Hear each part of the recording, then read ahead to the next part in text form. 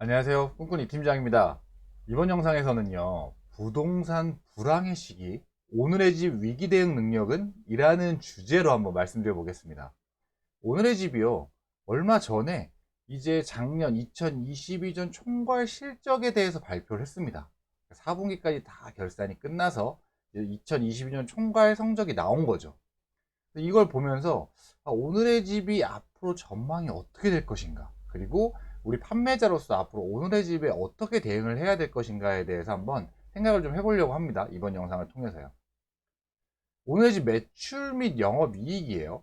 오늘의 집 매출하고 영업이익은 2018년도부터 작년인 2022년도까지 한번 추이를 보세요. 2018년도엔 매출액이 72억 원에 불과했습니다. 2019년에 242억, 20년에 759억, 21년에 1100억, 22년에 약 1864억. 정말 성장 속도가 정말 빠르죠. 2022년만 보면 작년에 비해서 약 50% 이상 또 매출이 늘었습니다. 영업 적자를 보시죠. 영업 적자는요, 2018년도에 영업 적자가 16억이나 적자가 났었어요. 19년도에 49억, 20년도엔 100억, 21년도엔 385억이 적자였는데 무려. 그런데 22년도에는 매출이 50%가 늘었음에도 불구하고 2021년도보다 영업 적자가 줄었습니다. 362억으로요. 이건 매우 고무적인 수치죠. 보통 매출이 늘어나면 이 스타트업이나 유니콘 기업들 된 이제 기업들 보면 보통 매출액이 이렇게 늘어나면 영업 적자도 정말 그 큰 폭으로 커졌었거든요. 근데 2022년 작년 기준으로는 영업 적자가 줄었다. 매출이 약 50% 늘었는데 과연 이걸 어떻게 봐야 될 것인가라고 좀 생각을 해보면 오늘의 집 같은 경우는요, 가구 직매입이나 이런 것들을 비율을 늘렸습니다. 직매입을 늘렸다는 건 여러분들 무슨 의미일까요? 쿠팡이 로켓 배송 같은 직매입을 늘렸다. 마켓컬리가 마켓컬리 PB 상품들을 늘렸다. 혹은 판매자들의 제품을 직매입해서 판매하는 비율을 늘렸다. 이 직매입을 한다는 건요, 매출이 그만큼 뻥튀기가 된다는 말입니다. 똑같은 거래액이더라도 직매입의 매출과 직매입하지 않은 것의 매출은 달라요. 직매입하지 않고 그냥 오늘의 집 플랫폼을 이용해서 판매자들이 판매만 했다. 그러면 이 수수료만 매출로 계산이 되는 겁니다.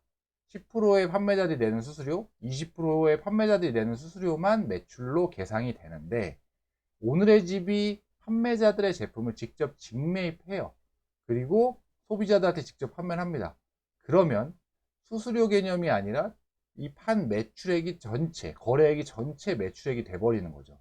그러다 보니까 이 직매입을 늘리면 매출액은 증가합니다. 동일한 거래액이더라도.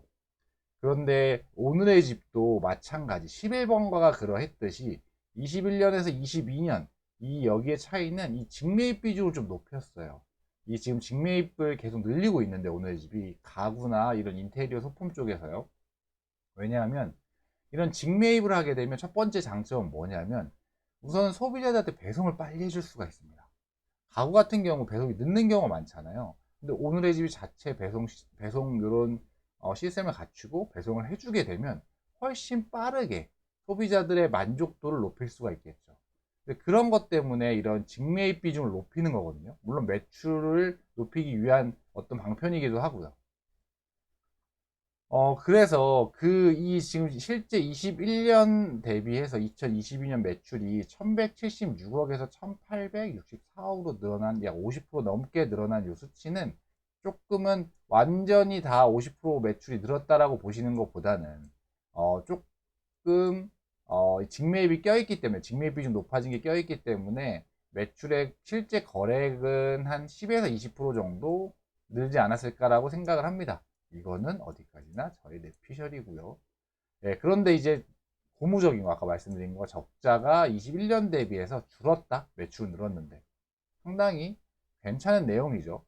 그런데 지금 이제 오늘의 집이나 마켓컬리나 그럴 수밖에 없는 상황이 됐습니다. 아마 올해는 더 이런 영업이익이나 영업 적자에 대해서 신경을 쓸 거예요. 투자 시장이 워낙 안 좋잖아요. 2022년 상반기까지만 해도요, 이 코로나 시기에 돈이 워낙 많이 풀리다 보니까 성장하는 것만 보여주면 적자가 아무리 커도 돈 받는 데는 전혀 문제가 없어요. 투자금 받는 데는 뭐 사람들이 그냥 VC 쪽에서 오히려 돈을 더 가져가라 할 정도였으니까요. 그런데 이게 2022년 하반기부터 완전 상황이 180도 바뀌죠. 미국에서 금리를 엄청나게 올리기 시작하고 이 금리가 뛰기 시작하고 이러면서 갑자기 투자 시장이 메마르죠. 그래서 사실 이런 오늘의 집 같이 자체적으로 어떤 계속 뭔가 영업 이익을 보면서 가는 회사가 아닌 적자를 보는 회사 같은 경우는 이런 적자들을 줄이려는 노력이 상당히 많습니다. 지금 이제 사실 오늘의 집이 올해가 아마 오늘의 집이 가장 어떻게 평가가 될지 이런 갈림길에 선 한 해라고 생각을 합니다. 사실 오늘의 집은요, 부동산 화랑기에 더 잘 될 수밖에 없어요. 내부 인테리어, 가구 이런 것들을 판매하기 때문에 이런 건 이사를 하면 어쨌든 계속적으로 구매가 좀 많이 일어나는 그런 거잖아요. 그런데 부동산 화랑기에는 거래가 많고 매매가 많고 전세 거래도 많고 이러다 보니까 당연히 이런 어떤 이사 수요가 많죠. 그러면 오늘의 집에서 어떤 제품들을 구매할 수 있는 사람들 이런 수요가 많을 텐데, 그런데 부동산 불황기에는 거래가 안 돼요. 그리고 잘 이사를 안 합니다. 그냥 그 자리에 잘 이렇게 눌러 앉아 있어요, 사람들이. 그러면 결국은 오늘의 집 이 플랫폼 자체로서는 어떻게 보면 수요가 주는 거니까 위기란 말이죠. 이 위기 때 지금 이 오늘의 집이 올해 과연 어떻게 대처를 할 수 있을 것인가, 어떻게 현명하게 대처를 해서 나갈 것인가를 한번 저희 판매자들 입장에서 한번 지켜보시면 될 것 같고요. 사실 이 오늘의 집이 정말 급속도로 이렇게 성장을 했었던 건 20년, 21년에 이 코로나 시기에 어떤 영향도 분명히 있었습니다. 그렇기 때문에 2019년 대비 2020년 매출이 뭐 거의 3배나 증가했죠. 그런데 이제 이 인테리어 업종 수혜가 끝나고 오히려 이제 반대 상황이 돼버린 이런 상황에서 이 오늘의 집에 한번 그런 선택들이나 어떻게 나아가는지 이런 것들 한번 좀 지켜보시면 재밌을 것 같습니다. 이 아까 말씀드렸던 이 직매입 비중 증가로 해서 매출 증가 착시 효과가 있기 때문에 실제 매출은 50%가 전년 대비해서 늘었지만 50% 이상이 아니라 한 2, 30%, 10에서 20% 정도밖에 거래액은 증가하지 않았다. 뭐 이 정도로 좀 보시면 될 것 같아요. 그리고 이런 직매입 비중이 늘다 보면 결국 어떨까요? 이 직매입은 제품을 사야 되잖아요, 판매자들로부터. 그러다 보니까 이런 영업 현금 흐름이 마이너스가 될 수밖에 없습니다. 많이 판매자가 사야 되다 보니까. 그래서 오늘의 집 처음으로 2022년도 영업 현금 흐름 적자, 근데 무려 580억이 적자가 났습니다.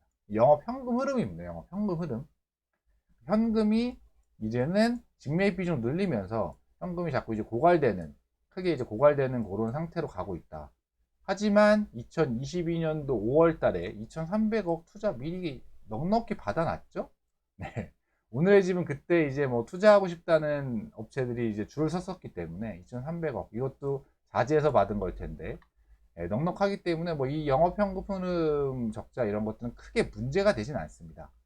중요한 것은 과연 이 오늘의 집 뭐 절대 문제 없어요 올해. 근데 이런 오늘의 집이 과연 이런 위기 상황에서 어떤 식으로 성장도 하면서 이런 위기 상황을 넘어갈 것인가, 영업 적자도 개선하면서 한번 좀 잘 한번 지켜보셔야 될 것 같고요. 아마 그런 거의 일환으로 이 판매자한테 직접 영향을 미치는 카테고리 표준 수수료를 도입을 했습니다. 오늘의 집은 기존에는 그냥 표준 수수료라는 게 없었어요. 판매자한테 공지된, 내부적으로는 갖고 있었을지 모르겠는데 판매자한테 공지되는 건 없었거든요. 그래서 오늘의 집과 판매자들이 협의하는 거에 따라 수수료가 다 달랐습니다. 10%인데도 있고요, 15%인데도 있고, 20%인데도 있고. 그런데 이제는 카테고리별로 표준 수수료를 도입을 하겠다는 거예요. 12에서 25%까지 카테고리별로 다 다릅니다. 근데 주로 약 20% 정도 오더라고요. 그럼 기존의 오픈마켓보다는 분명히 이 수수료가 높은 거예요. 그래서 이 수수료 높은 거에 대해서 이런 판매자들이 어떻게 느낄지에 대해서 좀 체크를 좀 해보실 필요가 있고요. 그리고 이 카테고리 표준 수수료를 도입한다는 건 무슨 의미냐? 결국은 수익성을 더 찾겠다. 오늘의 집에서 돈을 더 많이 받겠다는 의미라고 보시면 됩니다. 결과적으로 이런 표준 수수료를 도입을 안 했었기 때문에 실제 판매자들이 내는 수수료가 적었다. 우리 수수료 더 받을게. 사실 이런 의미라고 보시면 됩니다. 뭐 기존에 이미 오늘의 집 MD분들과 계약된 어떤 그런 수수료가 있다면 그게 우선한다고 하더라고요. 그래서 그거 이미 계약된 수수료가 10%라면 그대로 우선 가는데 아마 시간이 지나면 점차적으로 표준 수수료로 바뀌겠죠. 그리고 그렇게 압박을 할 거고요. 이 의미는 오늘의 집 입장에서 보면 어쨌든 영업 적자를 더 개선하고 이런 영업 이익으로 빨리 이제 넘어가는데 그런 일환이라고 보시면 될 것 같습니다. 네, 오늘 제가 이제 이 부동산 불황기에 오늘의 집, 요 위기 대응 능력이 좀 어떨까? 그리고 이게 오늘의 집에 어떤 영향을 미칠까? 그리고 판매자들은 어떤 식으로 오늘의 집을 바라보면서 입점하거나 판매를 해야 될까에 대해서 2022년도에 오늘의 집 실적을 가지고 한번 얘기를 해봤습니다. 오늘 제 영상이 여러분들한테 도움이 되셨다면 좋아요랑 구독 그리고 알림 설정 댓글까지 해주시면 제가 다음 영상을 만드는데 그리고 이 채널을 유지하는데 정말 큰 도움이 됩니다. 다음번에는 더 좋은 영상으로 찾아뵐 수 있도록 하겠습니다. 이상 홍콩 이 팀장이었습니다. 감사합니다.